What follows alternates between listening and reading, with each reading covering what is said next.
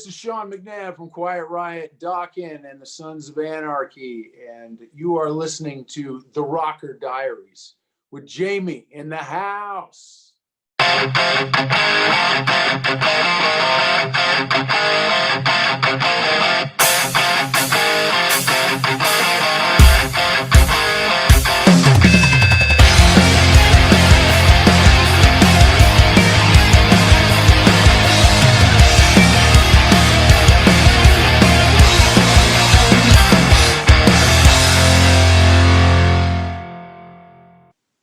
And welcome to the show.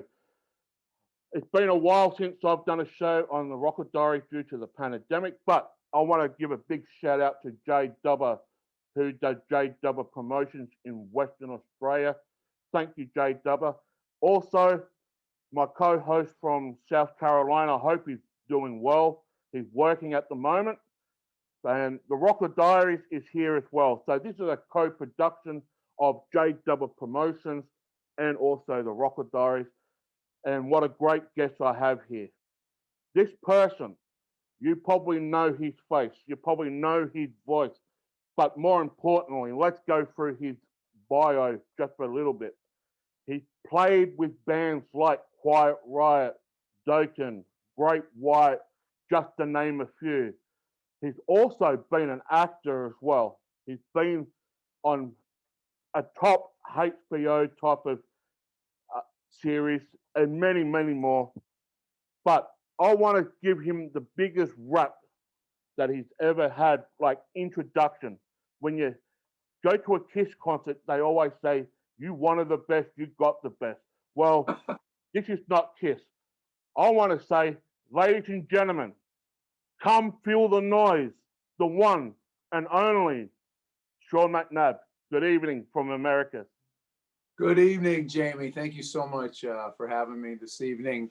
And also big shout out to Jay Dubber and for hooking us all up. And thank you guys. And, the Australian fans really hold a big place in my heart since I was there a couple of years ago and just saw how much they love and appreciate what we do. And it really meant the world to me. I was there with Steven Adler and got to make a loop of the whole country. Yeah. And I just really fell in love with Australia.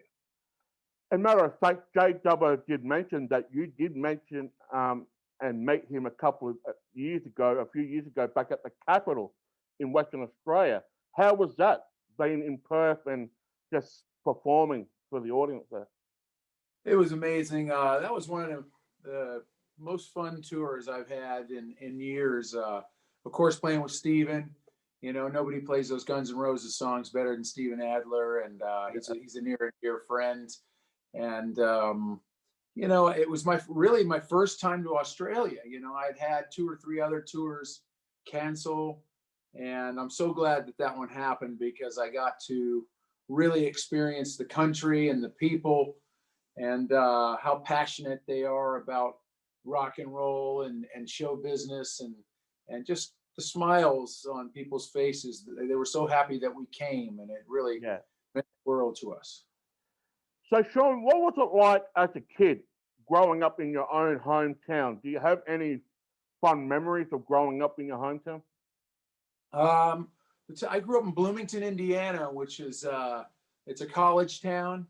There was always a nice music scene there.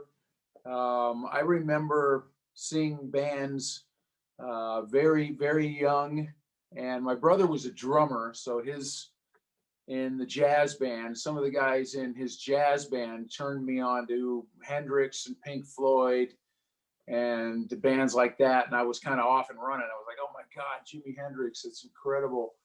And it turned into Aerosmith and Emerson, Lake and Palmer, and the Who, and really the whole reason that I even play music, Jamie, is because of the movie Tommy and the Who's music. My mother dropped me off at a matinee when I was maybe 10, maybe 11, and my life changed that day after seeing that movie.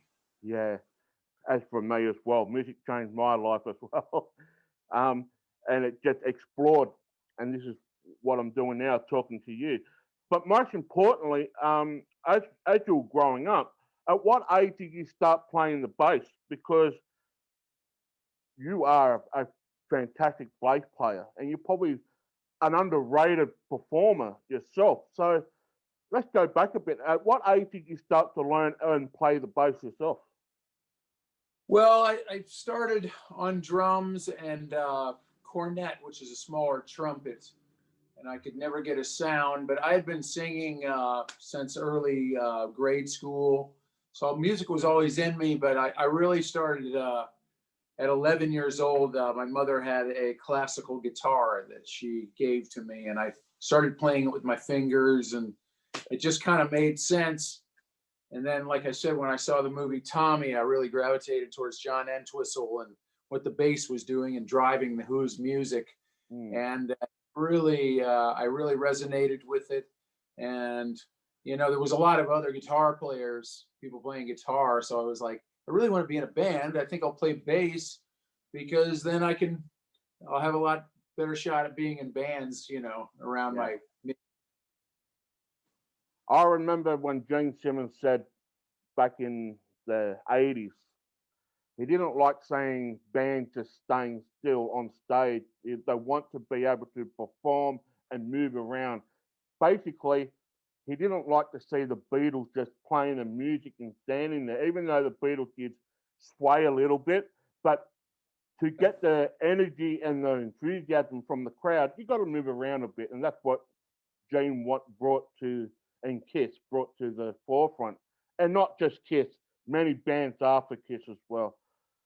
So, did you teach yourself how to play the bass yourself, or were you into playing that bass and the drums at the time?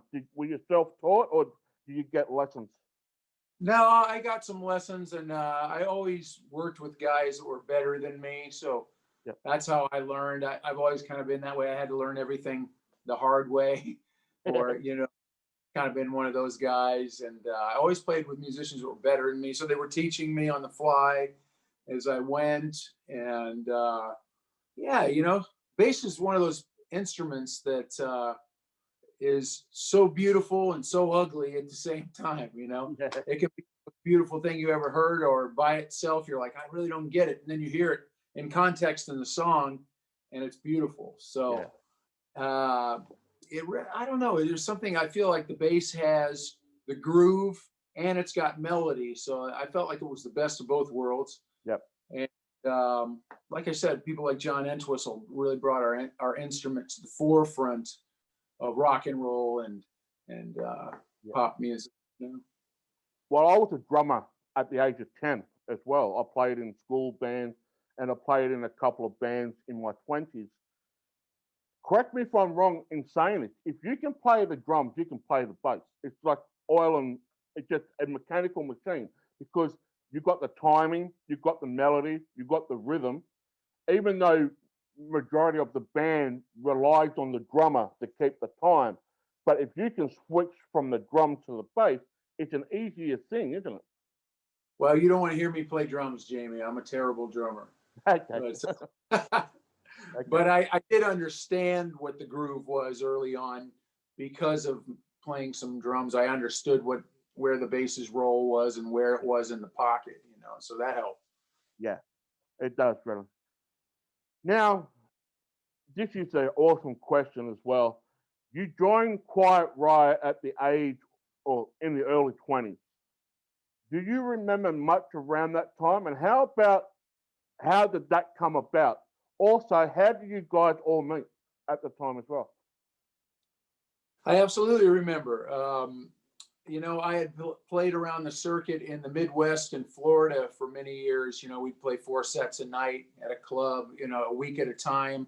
And that was really good because I got fluent in a lot of different styles of music. It wasn't just rock, it was pop, it was a little bit of funk, some blues, you know, it was all this big melting pot, top 40 and everything. That was really good for me. I did that in the Midwest and Florida. And then I moved to New York City to join this band. At the time, it was called Alsace Lorraine, which turned into Soraya. and that was the band that came out on Atlantic Records. But I left that band and moved to Los Angeles. I'll never forget, I had a Nissan Stanza, my bass, an amp, couple changes of clothes, and $200 in my pocket, and I moved to Los Angeles. Yeah. And it was the best thing I ever do. I always say it was a God thing, because, you know, it was something that, you know, a lot of people aren't willing to do, to take that chance. But I just felt, you know, it was my destiny. And 2.5 weeks later, I ended up in Quiet Riot. And to make a long story longer, I went to Ricky and Tammy Down's Cat House. I don't know if you've heard of that, but it was a bar, a very cool bar back in the day. Ricky Rackman and Tammy Downs, Faster Pussycat, and this great club called the Cat House. And yes, the Cat House. Yeah. A friend took me there and introduced me to Frankie Valli that night. And I was just, like I said, it was a God thing. I was at the right place at the right time, with the right look. I had big, huge, long hair, and I could back it up on my instrument. And the next day, he goes, "Why don't you come over and audition?" So I drive over to the Valley the next day, Jamie, and recorded a couple songs with them. And when I was done, they go, "Well, the gig's yours if you want it. Welcome to Quiet Riot." And I remember being a 20-year-old kid driving over Laurel Canyon, rolling down my window, screaming out the window. You know, I was so happy. And that was the start of my rock and roll career. And I have Frankie Valli, God rest his soul. Yeah. To thank. That's what I was going to bring up. Frankie Valli, for many who don't know, did pass away a couple of months ago due to cancer, and what a tragic way to die. But what Frankie brought to the world, not just with Quiet Riot, he'd also done WAFs as well. He'd done a few other projects in between. What he brought to the world shows the craftsmanship and the professionalism of just having a good time. And that's what it's all about. There are so many performers that you can look up to and you can say, yes, they know how to have a good time. And Frankie was one of them. He knew the craft inside out. He knew how to perform, but most importantly, he knew to have fun. And that was the most important thing with Frankie. Yeah, Frankie was the real deal, man. And Yep. everybody knew it. And, you know, John Bonham, huge influence on him. But, you know, Frankie also liked a lot of fusion and jazz music, and we always had that in common. You know, we played rock, but we listened to other stuff. And, you know, I really learned a lot from him. He was somebody that had been in the business for a long time before I got in it nationally. And, yeah, I was real lucky to be mentored by the great Frankie Valli. And, you know, I don't know if you ever remember a band called Hughes Thrall. Yes. But he was on a record I really used to like by Hughes Thrall. And yeah, I was so happy to be under Frankie's wing early on in my career, and he really taught me a lot. Before we get into the next question, last thing on Frankie, for me, he looked like the animal from the Muppets on the drums. He just played those drums like you never seen before. And most importantly, and because I'm a drummer myself, the best drummers in the world do come from a jazz background. They're not just solely straight on the rock and roll dialogue. They come from like a jazz swing type of background, like Of course. like John Bonham. And what about Keith? What about Keith Moon? Ginger Baker. Yep, Ginger Baker, and also the great Alex Van Halen from Van Halen.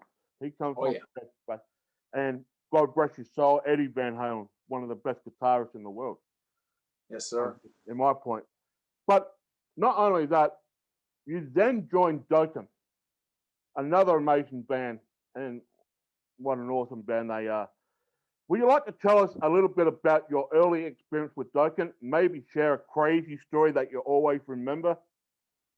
Sure. Well, there was a lot of bands in between Dokken. There was Great White. There was Bad Moon Rising. There was House of Lords. I mean, there was a ton of bands before I joined Dokken.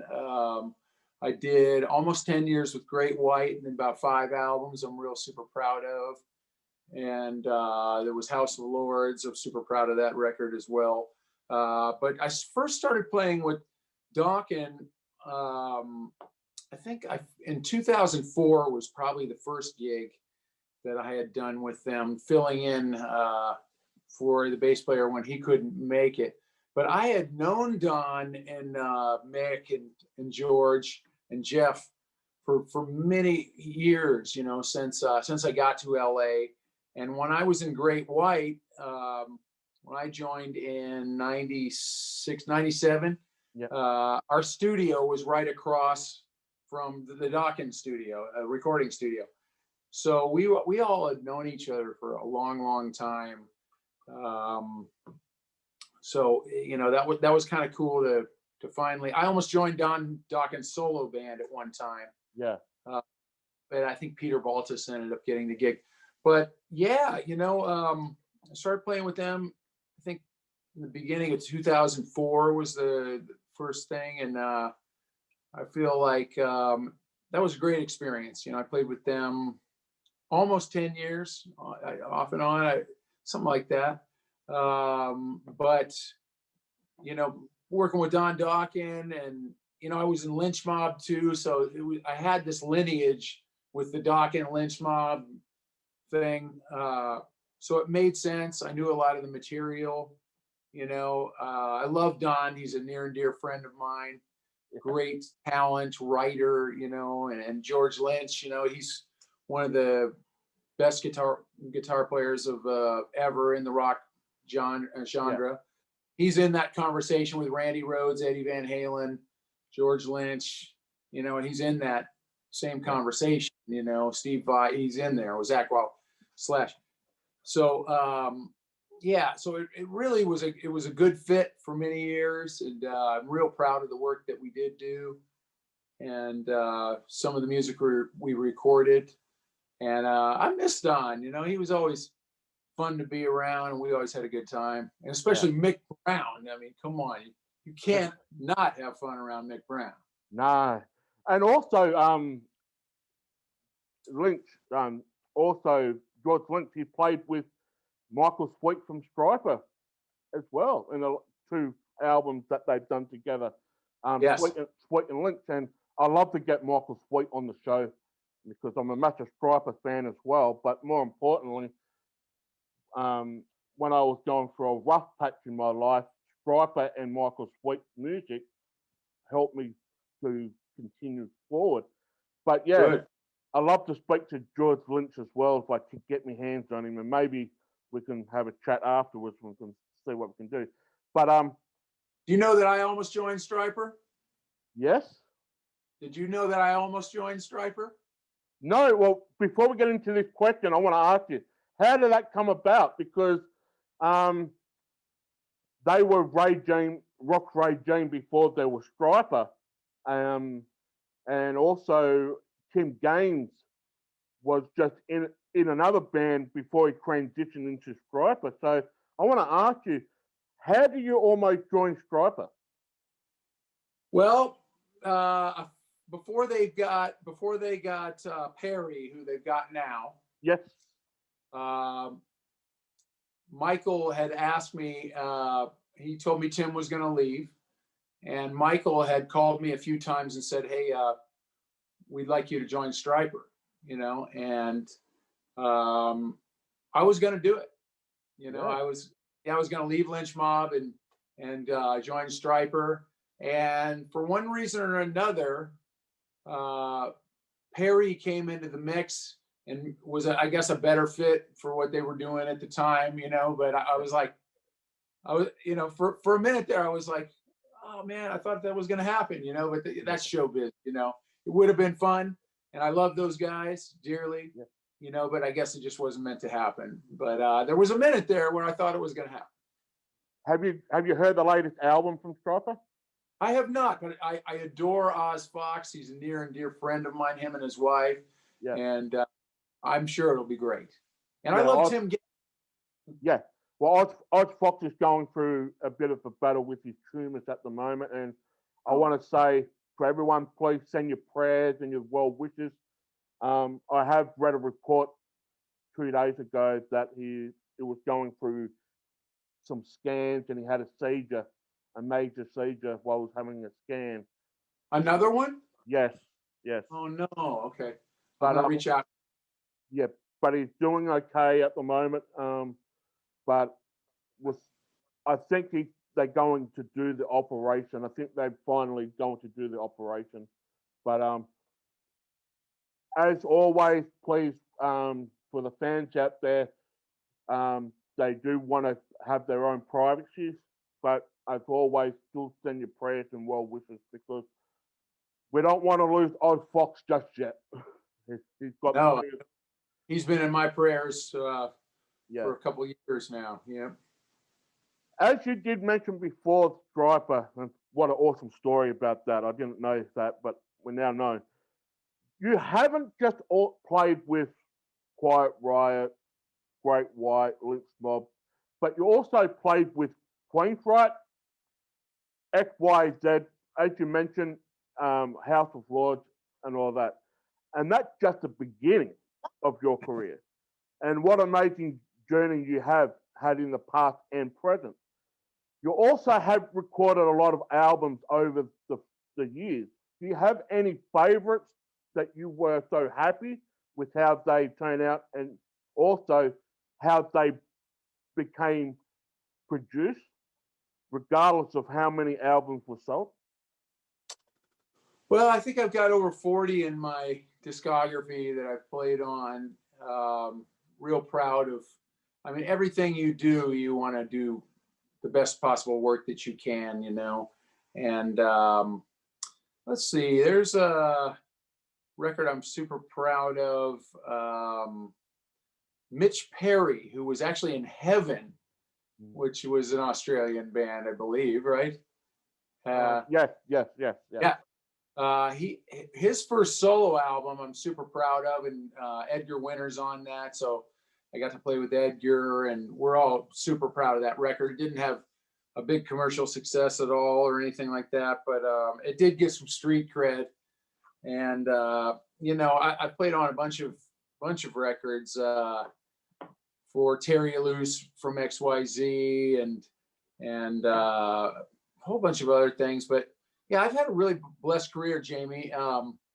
Since Frankie gave me that opportunity, I've been able to kind of just move from one thing to the next. Yeah. And I did get to play with Queensryche. That was pretty cool. I filled in for Rudy Sarzo.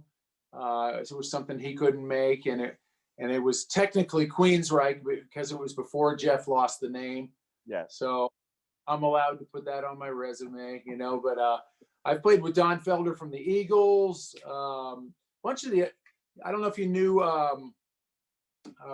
Let's see. I played with like some of the Chambers brothers. Yeah.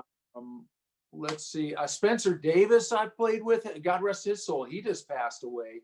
You know, Give Me Some Lovin' and all those songs. And I've been really blessed to play with a lot of different kind of genres of music. And I credit that to my upbringing on being well-rounded, you know.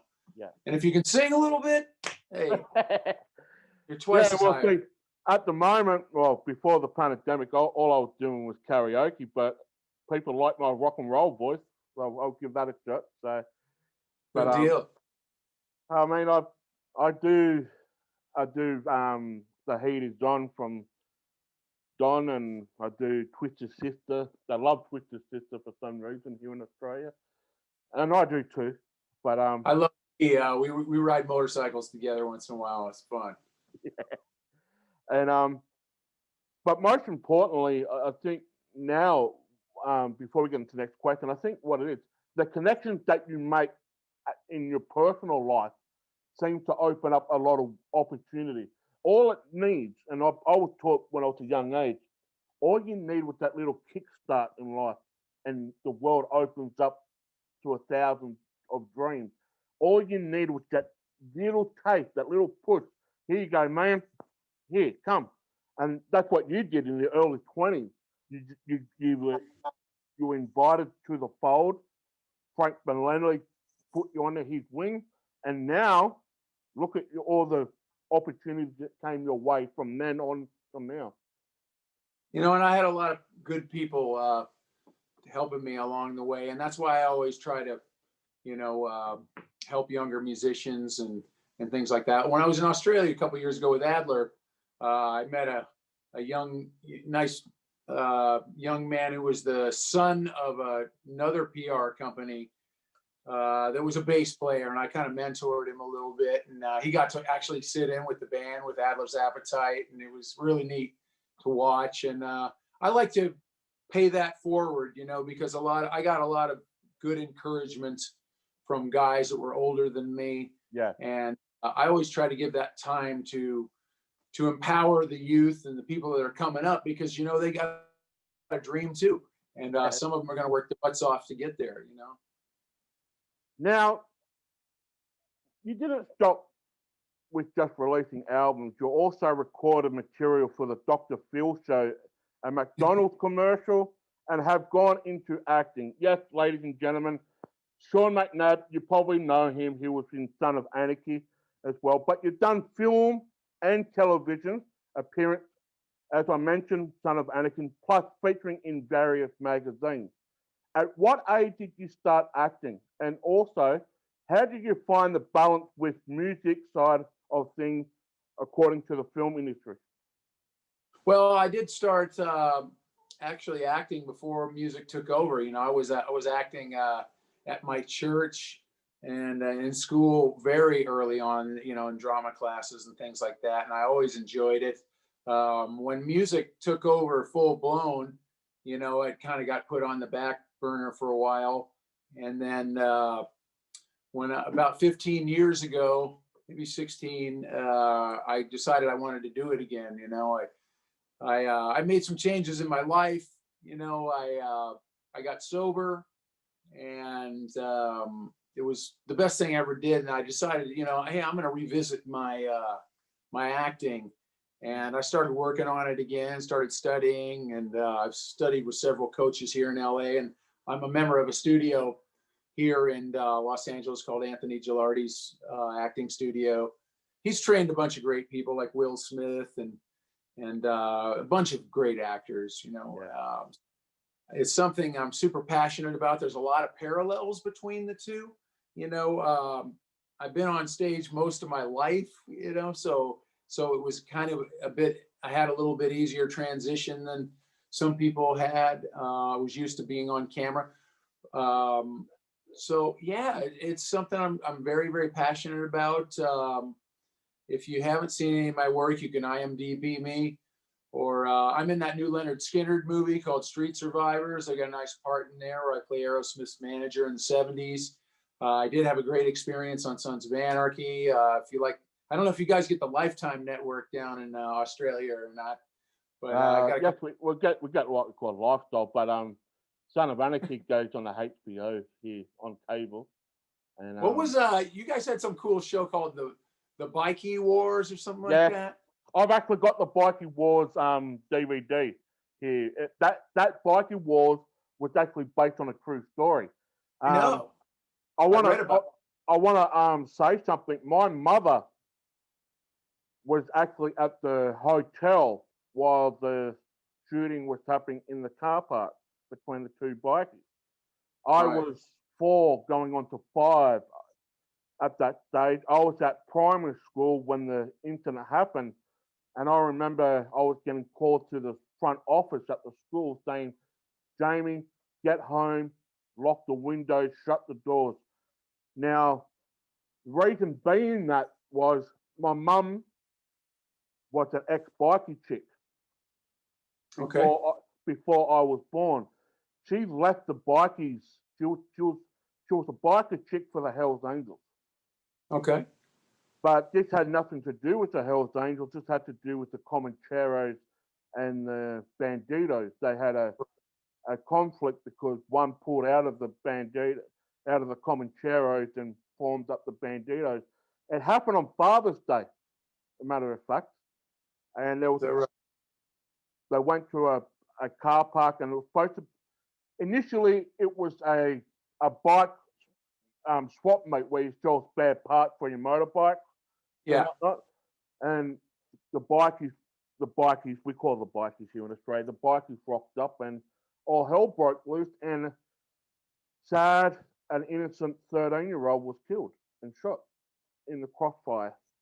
right. So, but there was a lot of blood on people and that. And I remember Mum coming home shaking like a leaf. Said, "Jamie, look after your sister. Please look after your sister." I mean, I was 4 going on to 5, but I was like an adult figure. I knew what the bikies were at the age of 4. I knew the turmoil and all that around us because that what life was back in the 80s. We knew what was going on. It wasn't Right. it wasn't a secret. Everyone knew what was going on. So yeah, but yeah, the bikie wars, I've got that on DVD. So I watched some of it on YouTube. I thought it was really good. yeah, and that, but quite frankly, thank God we don't have that much chaos here in Australia anymore. Well, Yes. we still have bikie wars. We still do have some bikie wars, but not as big as what happened in the 80s. Nothing as big as that. Good. Now, do you have any hobbies outside music and filming? I do. I'm a big motorcycle buff, so I got 3 of them in the garage, and I'm actually a booze fighter, which is it's a nostalgic club that's helped start the Southern California biker lifestyle, and it's been around since 1946. So I'm actually a real biker, Yeah. and our chapter, the Booze Fighters 101 chapter, is here in Los Angeles, and that takes that keeps me busy, on some weekends, and we have a good time with that. This next question is really touched me heart, and I know about this, and there's a lot of people that do this. You also spent some time in the charity scene. Can you tell us a little bit about that? And would you like to mention that charity if you like to mention it? Well, I've done work with a bunch of charities. I'm a board member on the Ronnie James Dio Cancer Fund, Stand Up and Shout Cancer Fund. So we've raised a lot of money for research at UCLA for cancer research, mostly intestinal and stomach cancers, because God rest his soul, Ronnie James Dio left this world because of that. And so we have done some great fundraising. Imagine this, Jamie. Imagine if there were saliva strips for cancer markers. Great. A lot of people are afraid to go to the doctor. So, if that's what we've been putting our money towards is having early markers, because it's all about early detection. So that's what they're trying to develop, there at UCLA, and we're behind them with some financial contributions from some of the fundraising we've done. That's one of them. I'm also involved with the Pacific Mesothelioma Foundation here in Los Angeles. Try to say that 3 times. Pacific Mesothelioma Foundation. What a tongue twister. What a tongue twister. Isn't it? And I've led a ride for them and spoken at their gala, and that's another one that's near and dear to my heart. But yeah, it's I love doing it. It's a way my wife and I can give back. She's big with it.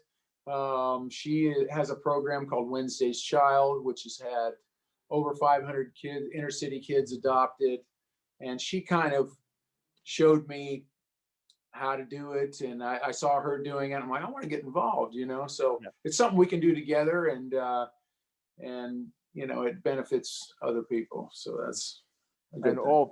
My heart goes out to you, man, in that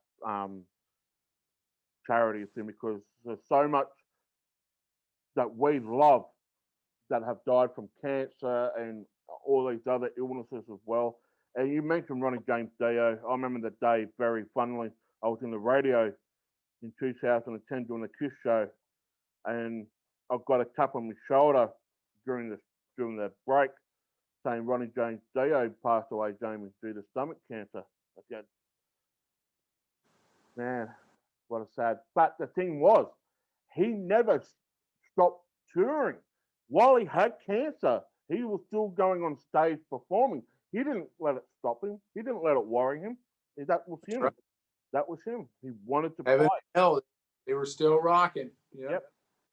Now, before we get into the next question, and I want to bring this up to the listeners, I'm not trying to be political in this question because this is not what I'm trying to do. We know there's chaos in the world right now with this pandemic and whatnot. And I've got my personal belief on it, and so does a lot of people. But this is not what it's about right now. The question is, Sean, for you personally, how has this pandemic affected you personally? And also, what would you see if there is a light at the end of the tunnel? Would you like to see live music and entertainment, especially the film industry, because some of them can't even do their movies or TV shows anymore due to the pandemic and the lockdowns, restrictions, so forth. How do you see it right now? Because it's just so much chaos. And another way of form, there are some people in the government that are making this political rather than being a health issue. Well, I'm not going to get into that, but I'll just tell you my personal experience was I was on tour with the music of Cream, who is Ginger Baker's son, Kofi. Will Johns is Eric Clapton's nephew. So we were on tour. We were selling out 2,000 seaters on a bus tour. We were just doing great. And when you're on a bus tour, you know, the satellite doesn't always work. So we knew something was going on with coronavirus, but you kind of get cut off from the world when you're on tour. You know, you're traveling to the next place every night and stuff. So we didn't know quite how bad it was. And then my wife comes out to, we came through LA, and she comes out and she goes, don't be surprised if this thing crashes and burns in a couple of days. And we're like, what? No, that's not going to happen. Sure enough, 2 days later, everything crashed and burned and canceled. It's been so hard on all of us artists, you know, and crew members. It's been so hard on everybody. It's been weird. You know, I went from playing every night to doing live streams or recordings. And, you know, I think everybody's feeling the same way. We're all a little raw. We're all, you know, we're not used to not having the social interaction. Yeah. So I was telling my wife, we went out earlier today, and I almost had like some social anxiety just because, you know, I haven't been out that much, you know, it's kind of weird. But I really do believe that, you know, rock and roll and the industry and the music, film and TV industry are very resilient. I'm already seeing that pick up here in Los Angeles. You know, there's some shows up on their feet. They're taking a lot of precautions and doing everything safe. I'm seeing bands out playing gigs.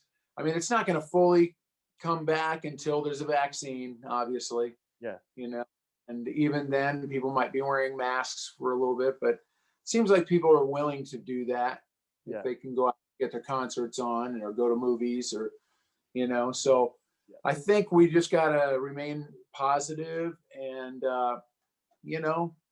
It's hard though. I will have to admit, it is hard to remain positive being locked down in your own home for so long. But not here in Adelaide, but in Melbourne, Victoria. Yeah.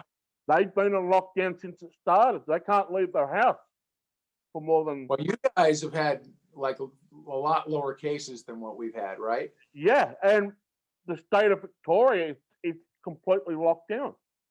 Yeah. And it doesn't make sense. That's all I'm saying. It doesn't make sense. I mean, it's hard to remain positive, but at the same token, when you see other places like here in Adelaide where you do get to see some of these smaller local bands, we are starting to see a bit of light at the end of the tunnel. To be bluntly, I don't see big bands from overseas coming to Australia anytime soon due to the international border restrictions. No one flying into Australia. Right. And I'm hearing, and I'm just saying this, I'm not being political, I'm hearing we might not see any big bands till at least 2023. Whoa. Let's hope that's not true. Yeah. You know what I gotta say, Jamie, is I really enjoyed Adelaide when I was there. Yeah. I really like. Before the pandemic, it was actually 2 weeks before the lockdown started to happen. The last gig I saw was Alex Cooper. Nice. They did the bushfire appeal concert in New South Wales, didn't they? They did that big, spectacular fundraising concert for the bushfires, where Queen was there and a few other bands. And then they went to New Zealand. Oh, well, they just came back from New Zealand because they did some shows in Australia, then they went to New Zealand and came back to Australia and then left. But it was 2 weeks after Alex Cooper was here in Adelaide, that's when things started to lock down. And I'm saying, if I can go back in time, here we weren't even thinking about the coronavirus back in February. Here in Adelaide, we weren't. Like, we were hearing little whispers and that, and we were saying, the Australian way is, she'll be right, mate. Don't worry about it. She'll be right. But in 2 weeks, everything got locked down. And I want to say to the people in Victoria, I am thinking about you guys. I really am.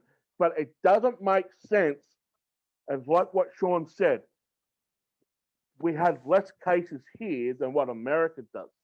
I know it's 2 different countries, but it's the same pandemic. You get what I'm saying?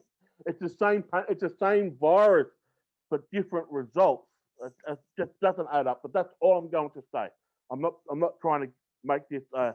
Maybe it's because you guys are so locked down, and maybe they know exactly what they're doing because you had a lot better case rate than we have.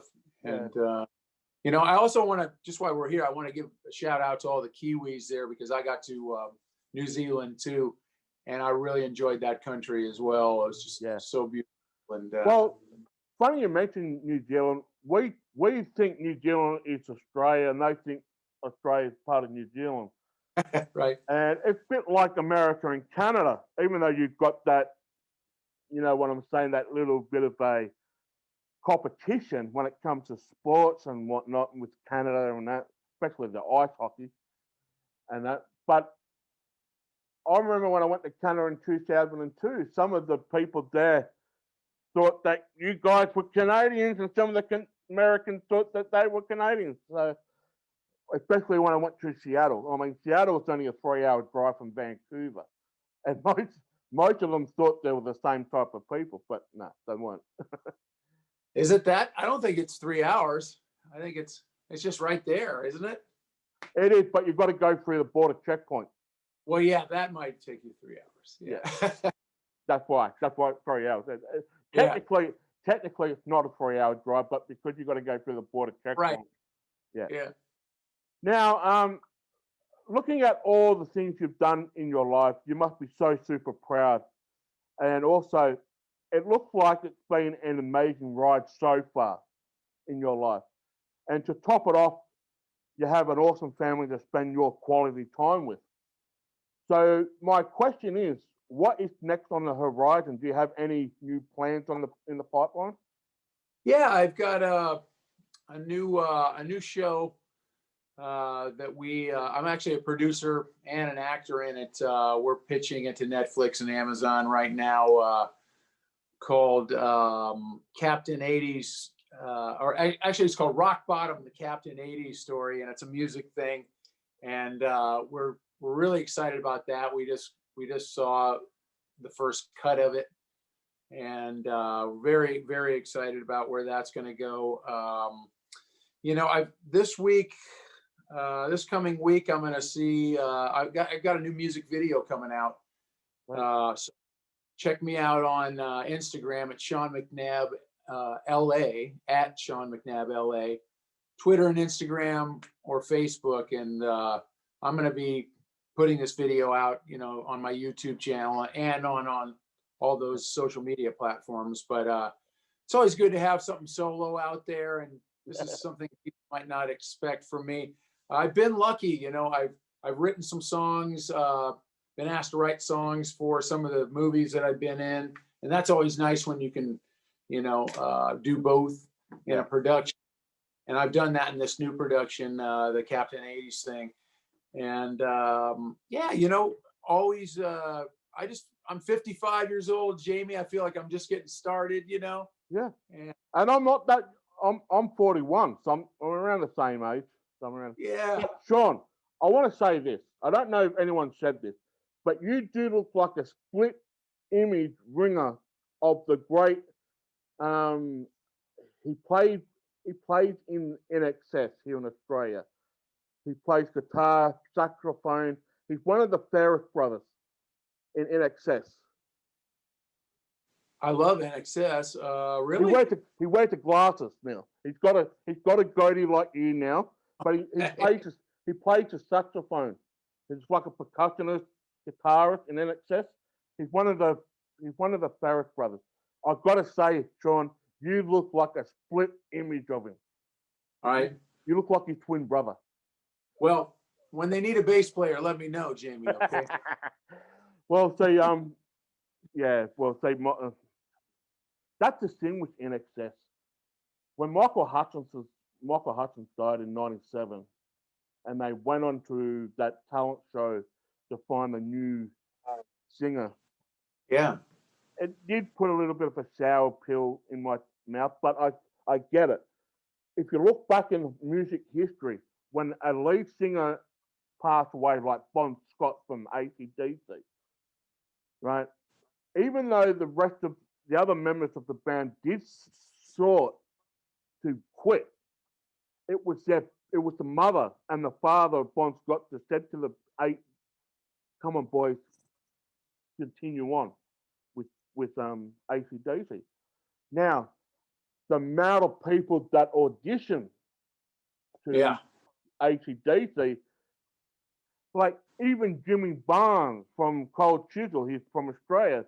I know who he is. Yeah, right. He was going to join AC/DC at one stage, but Geordie, the band Geordie with Brian Johnson was, who would have thought, replaced like just to automatically slot a new lead singer in, and everything was just up. They brought out the #1 best album, Black and Black, and like that. But let's go back to NXS. They didn't really succeed as much as what they did prior to Michael's death. Even though Joey Fortune was around for a while and that, but they still didn't get over the death of Michael, and that was hard. And not only that, NXS, in a sense, was like a brother band of U2. Whatever U2 did, NXS would do, and vice versa, because Bono and Michael were best of mates. They were best, but they were competing in a musical business standpoint. They were competing to be that big band, and that's the nature of the beast in the music business. It's a competition. Yes, everyone wants to chase a goal. Everyone wants to succeed. Then now, with the way that the music business is different compared to the 80s, because there's so many different record companies and labels in the 80s. Now, it's not that much of a competition. Yes, you still got the streaming, you still got the illegal downloads and all that, but the music companies are not there anymore compared to what they were back in the 80s. There was a lot more competition back in the 80s compared to now. A lot more. And not only that, you had MTV pumping out artists left, right, and center with music videos. Now, if you want to watch a music video, you've got to go onto YouTube or Vimeo or whatnot, and it's not what popular now. That's what if we can go back in the time capsule, let's go back to the 80s. The 80s for me was the best time period of my life. There was so much music and whatnot. And you were Yeah, a lot of great bands, and MTV did help break a lot of them, and they also, you know, just got bands that you may never have heard of in front of heaps of people. yeah, it was. See what I Especially, did there? well, can you imagine, just before we wrap it up, can you imagine if there will be another Woodstock type of event now compared to what it was back then? Like, I know there was a rumor that they were supposed to do this Woodstock anniversary and whatnot. This was before the pandemic, mind you. There was a flyer that went around that was supposed to do an anniversary special of Woodstock. And I'm looking at the artist that was on there, and I'm saying, no, no, no, no, no, no. If you wanted to go back to the Woodstock era, right, we need to bring back some of these bands that made Woodstock, so to speak. Right. I mean, okay, I'm not really into dance and hip hop, but when you have dance and hip hop artists on this bill at Woodstock, no, that's not what it was for me. Woodstock was, Yeah, that's a little strange. yeah. But yeah, the problem with that is that a lot of the bands that, you know, played Woodstock, you know, a lot of those people are gone now, you know, because. Well, that's true too, but you can also do a tribute show. But yeah, Yeah. didn't they do a Woodstock? You know, in the few years 90s, back? they did Yeah. They did one in the late 90s. They had Metallica there and Creed Yeah. and a few other bands as well. And Right. I suppose it didn't go off as what they expected to be, but it was still a great gig. Yeah. I mean, I believe Pearl Jam was at that festival in the late 90s too. Right. But that's the thing. When I look at the music in the late 90s to now, you can see the momentum and the time shift completely changed compared to what now. I mean, in the 90s here in Australia, we only had what we call Big Day Out. But we don't have Big Day Out anymore. We don't even have Soundwave. You've probably heard of Soundwave. Of course. We don't have Soundwave anymore because the promoter there was ripping off the artist. Right. He wasn't paying like some bands will ask for a fee up front and then you get the rest when you tour. Yeah. Totally guarantee. Yeah. Well, Yeah. the promoter did not even come to his way of the bargaining deal to pay the bands.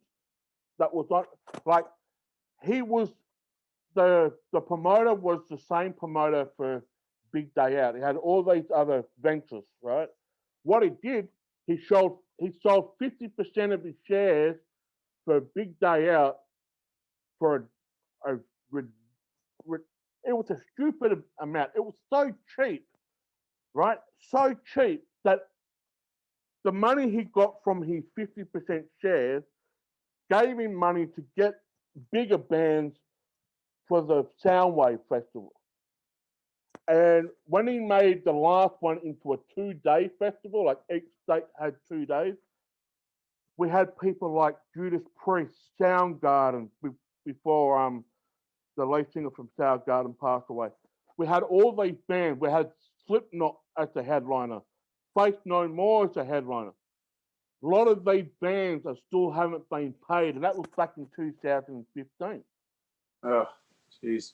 The guy then went in to file a bankruptcy claim. He's bankrupt. He doesn't own any production or promotions anymore. Then 3 years ago, we had what we call Download. Download Festival came to Australia for the first time. It was only this year that all the festivals and concerts were cancelled due to the pandemic. Right. So when you look at it, when this promoter was doing all this financial screwing around behind, we didn't thought we were going to get another festival to Australia, because promoters love to screw other bands off. milking their money out. And I'll just share this quickly. There was one band that wanted to charge $1.6 million. That's a full production, full crew, everything. This promoter thought that was too much. And I'm saying, well, hang on a minute. If you're bringing out Metallica in 2013, which did manage to get Metallica on the bill and sold out the festival, he actually made a profit. He didn't lose money, he made a profit. But he couldn't pay Slipknot 2 years later. He couldn't pay. He made a profit in 2013, right? Right. But he already had the band planned on the bill in 2 years in advance for 2015. He already had it all planned out, all worked out. Said, "Oh, let's put as much money we can in here, but we won't pay them." I know Slipknot, not Slipknot, Soundgarden is still waiting for $1.6 million. Ooh, that's a rough one. That's a hard hit to. That's just only one band. But anyway, that's the nature of the beast. But anyway, Sean, I want to say thank you for joining us. Say thank you to Jay Dubber for allowing us. Stay with us, Sean. I'll just say goodbye properly. Okay. But to the audience, check out Sean Mcnabb on Instagram, Twitter, Facebook, and also go and check out his music career. And yes, you can see this wonderful man on your favorite show here in Australia, Sons of Anarchy. And not just see Sons of Anarchy, go and check out all his other stuff as well, because this guy is talented, multi-talented. And I just want to say thanks to all the Australian fans. You guys just, you mean so much to me. And it was great connecting with you a couple of years ago. And I hope that I get to come over there soon and play for you again, because it just really was some of the best performances of my life. And just seeing how much that you guys enjoyed it. I can't wait to get back and hang out with you guys. And thanks for treating us so well. So, guys, stick with us, and most importantly, stay safe. Catch you guys later.